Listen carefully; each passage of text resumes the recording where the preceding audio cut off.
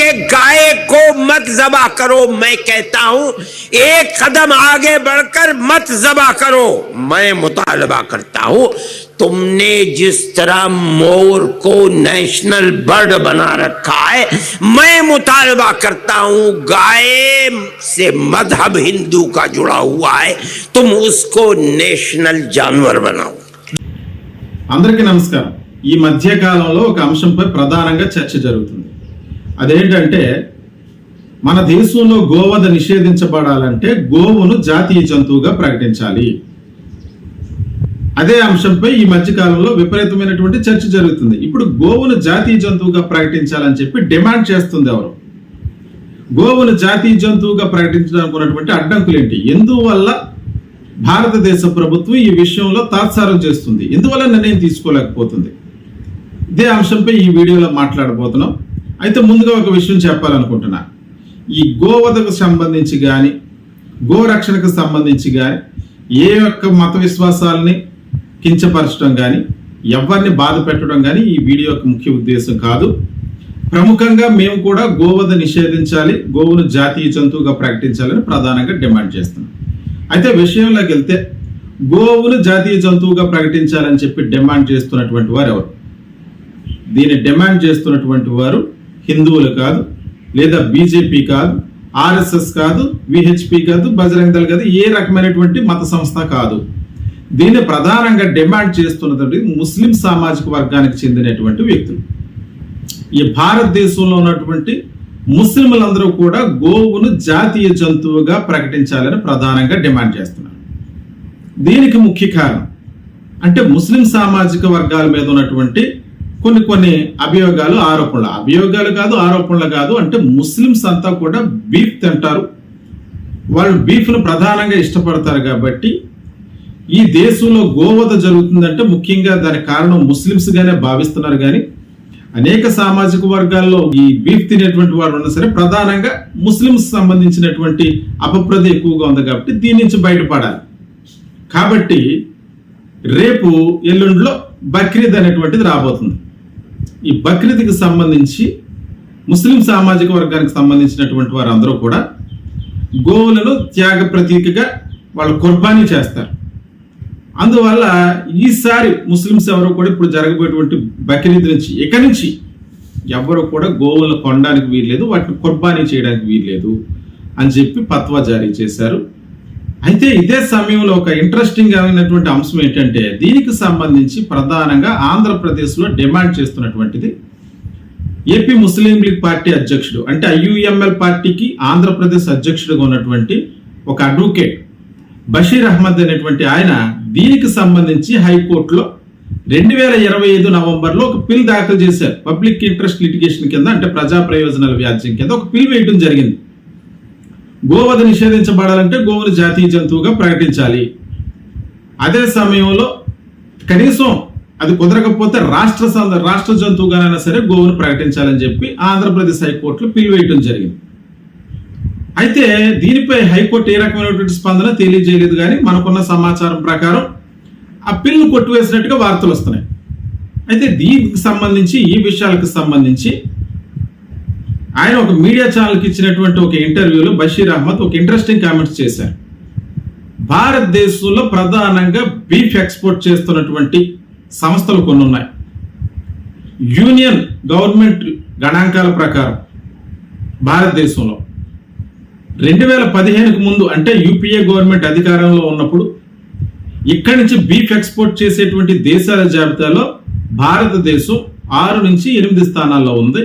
కానీ 2015 నుంచి ఇప్పటి వరకు జరిగినటువంటి బీఫ్ ఎక్స్పోర్ట్స్ లో భారతదేశం గణాంకాల ప్రకారం బ్రెజిల్తో పోటీ పడుతూ 2వ స్థానంలో ఉంది। అంటే తప్పు ఎక్కడ జరుగుతున్నట్టు అంటే చిన్న షాపుల మీద వాటి మీద గో రవాణాల మీద ఆపి వాటి మీద దాడి చేసేటువంటి వారు ఈ దేశంలో ప్రధానంగా గోవును మాతగా కొలిచేటువంటి సంస్కృతిలో ఉన్నటువంటి ఒక ప్రభుత్వం ఈ బీఫ్ ఎక్స్పోర్ట్ లో మన దేశం 2వ స్థానంలో ఉందంటే దానిపై ఎందుకు చర్య తీసుకుంటలేదు? అటువంటి కంపెనీలన్నింటినీ క్లోజ్ చేయాలి కదా అంటూ ఆయన ఇంట్రెస్టింగ్ కామెంట్ చేశారు। ప్రధానంగా మరొక కామెంట్ ఏంటంటే ఆయన చెప్పిన విషయం ఏంటంటే భారతదేశానికి సంబంధించి ఎక్కువ శాతం ఉత్తరప్రదేశ్ నుంచి 30% అయితే, తర్వాత బీజేపీ పాలిత రాష్ట్రంగా ఉన్నటువంటి మహారాష్ట్ర, అంటే రెండు చోట్ల కూడా బీజేపీ అధికారం ఉంది. మహారాష్ట్ర నుంచి 12%. అత్యధికంగా బీఫ్ని ఎక్స్పోర్ట్ చేస్తున్నటువంటి స్టేట్స్ ఉత్తరప్రదేశ్, మహారాష్ట్ర. ఈ అంశాలపై కూడా ఆయన సరైన వివరణ ఇచ్చారు, గణాంకాలతో పాటు చూపించారు. అయితే ఇక్కడ జరుగుతున్నటువంటి విషయం ఏదన్నా ఉందంటే, ఇప్పుడు ముస్లింస్ ఎందువల్ల ఈ నిర్ణయం తీసుకున్నారు, ఎందువల్ల ఫత్వా జారీ చేశారు. ప్రధానంగా పశ్చిమ బెంగాల్లో బీజేపీ అధికారంలోకి వచ్చిన తర్వాత, మనం బీజేపీ అధికారంలోకి వచ్చింది వెస్ట్ బెంగాల్లో, వచ్చిన తర్వాత అక్కడ 1950కి సంబంధించినటువంటి ఒక ఎనిమల్ యాక్ట్ని కఠినంగా అమలు చేయడానికి ప్రభుత్వం నిర్ణయం తీసుకుంది. అయితే ప్రభుత్వం అధికారంలోకి వచ్చిన తర్వాత అక్కడ ముస్లింస్ పై జరుగుతున్నటువంటి దాడులు, అంటే తృణమూల్ కాంగ్రెస్ అధికారంలో ఉన్నప్పుడు ఆ పార్టీ తరఫున మొన్న కొంతమంది ముస్లిం సామాజిక వర్గానికి చెందినటువంటి వ్యక్తులు ఎమ్మెల్యేలుగా పోటీ చేశారు. వాళ్ళపై దాడి జరిగాయి, అనేక అల్లర్లు చెరలు రేగాయి. ముఖ్యంగా వెస్ట్ బెంగాల్లో ఆలోచించే విధానం ఎలా ఉందంటే, ఈ ముస్లింస్ ఎవరు కూడా ఈ దేశానికి సంబంధించినటువంటి వారు కాదు, వీళ్ళందరూ బంగ్లాదేశ్ నుంచి ఇక్కడ వలస వచ్చారు కాబట్టి వీళ్ళు ఇక్కడ ఉండనివ్వకూడదు అన్నట్టుగా అమలవుతున్నటువంటి చట్టాలు. అదే సందర్భంలో బక్రీద్ పండుగ వస్తున్న నేపథ్యంలో ఇటువంటి దాడుల నుంచి, ఇటువంటి అపప్రద నుంచి బయటపడాలంటే ముస్లిం సామాజిక వర్గానికి చెందిన వాళ్ళు ఎవరు కూడా, దేశవ్యాప్తంగా ఉన్నటువంటి ముస్లింస్ ఎవరు కూడా ఆవులను కానీ ఎద్దులను కానీ కొనొద్దు, బక్రీద్లో కుర్బానీ చేసినప్పుడు వాటిని వాడొద్దు అన్నట్టుగా కఠినమైనటువంటి నిర్ణయం తీసుకుని ఎంటైర్ దేశంలో ఉన్నటువంటి అన్ని ముస్లిం పార్టీలకు సంబంధించినటువంటి పార్టీ నేతలకు, అలాగే మత విశ్వాసానికి సంబంధించినటువంటి పెద్దలకు అందరికీ కూడా వాళ్ళు ఒక ఆర్డర్ జారీ చేశారు, ఫత్వా జారీ చేశారు. అందువల్ల ఈ రోజు బెంగాల్లో ఒక విభిన్నమైనటువంటి పరిస్థితి నెలకొంది. అక్కడ ఉన్నటువంటి చిన్న మధ్యతరగతి కుటుంబాలకు చెందినటువంటి వారు, హిందూ సోదరులుగా ఉన్నటువంటి వారు, వాళ్ళ జీవనోపాధిగా అక్కడ ఉన్నటువంటి గోవులను, గేదెలను, అలాగే ఎద్దులను, వీటన్నిటిని వాటిని పోషిస్తూ, వాటిని కొని అమ్ముతూ, వ్యాపారం చేసుకుంటూ వాళ్ళ జీవనం కొనసాగిస్తున్నారు. అయితే ఈ బక్రీద్ పండుగకు సంబంధించి అక్కడ అధిక శాతంలో అత్యధికంగా ఇప్పుడు గోవులను కానీ ఎద్దులను కానీ కొనే పరిస్థితి ఉంది ముస్లింస్. ఇప్పుడు ఎవరు కొనడానికి ముందుకు రాకపోవడంతో వాళ్ళ జీవనోపాధిపై దీని ప్రభావం పడింది. అంటే ఇప్పుడు సాధారణంగా గోవులను కానీ, మేకలు కావచ్చు, ఏ జంతువులైనా హైందవ సామాజిక వర్గానికి చెందినటువంటి సోదరులు వాళ్ళు మాత్రమే వాటిని పెంచుతూ ఉంటారు, పోషిస్తూ ఉంటారు. అయితే ఇప్పుడు పశ్చిమ బెంగాల్ ప్రభుత్వం తీసుకొచ్చినటువంటి నిర్ణయంతో ఎవ్వరు కొనకపోవడంతో వాళ్ళ జీవనోపాధికి గండి పడిందని చెప్పి ప్రభుత్వానికి వ్యతిరేకంగా ధర్నాలకు, నిరసనలకు తిరిగారు. మొత్తం పోలీస్ ఆంక్షలతో ఆ రాష్ట్రం అంతా కూడా ఇప్పుడు హిందువులు చేస్తున్నటువంటి ధర్నాల నిరసనతో పోలీస్ ఆంక్షల మధ్య అక్కడ ప్రభుత్వం నడిపిస్తున్నటువంటి పరిస్థితి. మరొక విచిత్రమైన అంశం ఏంటంటే, అక్కడ మరొక చట్ట ప్రకారంగా, ఎనిమల్ యాక్ట్ ప్రకారంగా 14 సంవత్సరాల లోపు వాటిని దేన్ని కూడా వధించకూడదు, 14 సంవత్సరాలు దాటిన వాటిని అయితే మాత్రం వధించవచ్చు, అమ్మివేయచ్చు అన్నట్టుగా చేస్తున్నటువంటి చట్టం. గోవు మాత అన్నప్పుడు అది బ్రతికున్నంత కాలం గోమాతే కదా. ఇప్పుడు 14 సంవత్సరాల వరకు ఒక చట్టం, 14 సంవత్సరాలు దాటిన తర్వాత ఒక చట్టం ఏంటి? చిన్నప్పటి నుంచి కూడా ఆవు అమ్మ వంటిదని చదువుకున్నాం అంతా కూడా. నిజంగానే గోవును వధించడానికి వీల్లేదు, జాతీయ జంతువుగా ప్రకటించవలసిన అవసరం ఎంతైనా ఉంది. ఇప్పుడు 14 సంవత్సరాల వరకు దాన్ని చంపకూడదు, 14 సంవత్సరాలు దాటిన తర్వాత అది పనికి రాకపోతే చంపేచ్చు అన్నది కూడా అది కరెక్టా? అది కూడా కరెక్ట్ నిర్ణయం కాదు కదా. ఇటువంటి నిర్ణయాల నేపథ్యంలో పూర్తిగా గోవును కొనటం కానీ, గోవధ నిషేధించడం కదా మంచిదని చెప్పి ముస్లిం సామాజిక వర్గానికి చెందినటువంటి పెద్దలందరూ కూడా నిర్ణయం తీసుకున్నారు. అయితే ఇక్కడ మరొక ఆసక్తికరమైన అంశం ఏమిటంటే, గోరక్షణ సమితి పేరుతో చేస్తున్నటువంటి దాడి. చిన్న వాళ్ళు ఎవరైనా గోవులు కొనుక్కు వెళ్తుంటే జరిగే దాడులు కావచ్చు, కొంతమంది దారి కాచి ఎవరైనా గోవులు కొనుక్కుని రవాణా చేస్తుంటే వాళ్ళ దగ్గర నుంచి డబ్బులు వసూలు చేస్తుంటారు హైవేలో నిలబడి. అది కూడా మరి గోహత్యతో సమానమే కదా. ఇటువంటి అన్నిటిపై కూడా కఠినంగా చర్య తీసుకోవాల్సి ఉంది. ఖచ్చితంగా గోవును జాతీయ జంతువుగా ప్రకటిస్తేనే ఈ గోవధ అన్నది భారతదేశంలో నిషేధం అవుతుంది. 14 సంవత్సరాలు కాదు, దాన్ని పోషించేటువంటి ఎవరైతే ఉన్నారో, దాన్ని పోషించేటువంటి యజమానులు ఎవరైతే ఉన్నారో వారు చనిపోయేంత వరకు పూర్తిగా దాని బాధ్యత తీసుకోవాలి. 14 సంవత్సరాల తర్వాత అమ్మివేయచ్చు, దాన్ని వధించివేయచ్చు అనేటువంటి చట్టం కూడా అది కరెక్టేనా? అది కూడా కరెక్ట్ కాదు కదా. కాబట్టి ఇటువంటి అన్నిటి పరిస్థితుల మధ్య వెస్ట్ బెంగాల్లో ఈ రకమైనటువంటి పరిస్థితులు ఏర్పడ్డాయి.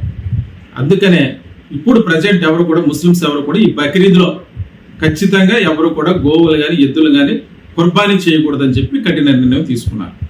ఈ పరిస్థితుల మధ్య మరొక ఆసక్తికరమైన అంశం ఏమిటంటే, 2022లో సుప్రీంకోర్టులో ఇదే గోవును నిషేధించాలంటే గోవుని జాతీయ జంతువుగా ప్రకటించాలని చెప్పి మరొక బిల్లు వేయటం జరిగింది ప్రజా ప్రయోజనాల వ్యాజ్యంగా. ఆ సందర్భంగా సుప్రీంకోర్టు ఇటువంటి అంశాలు మా న్యాయ పరిధిలోకి వస్తాయని చెప్పేసి పిటిషన్ను ప్రశ్నించడం జరిగింది.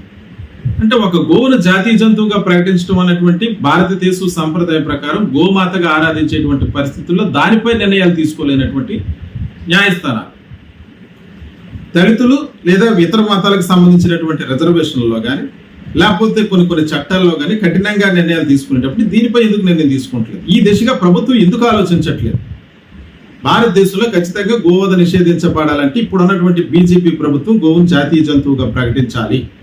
మరి దీనిపై బీజేపీ ప్రభుత్వం కానీ లేకపోతే ఆర్ఎస్ఎస్ వంటి సంస్థలు కానీ విశ్వ హిందూ పరిషత్ బజరంగ దళ లాంటి సంస్థలు ఏ రకమైనటువంటి ఒత్తిడి తీసుకొస్తారు? గోవులను రక్షించడానికి వారు ప్రధానంగా గోవును జాతీయ జంతువుగా ప్రకటించడానికి ప్రభుత్వంపై ఒత్తిడి తీసుకువస్తారా? ఏ రకమైనటువంటి పరిస్థితులు జరుగుతున్నాయి? ఇప్పుడు ముస్లిమ్స్ తీసుకున్నటువంటి నిర్ణయాల నేపథ్యంలో వాళ్ళు డిమాండ్ చేస్తున్నటువంటి నిర్ణయం నేపథ్యంలో ప్రభుత్వం స్పందిస్తుందా లేదా, ఏం జరగబోతుందా అన్నది ఎదురు చూడాలి.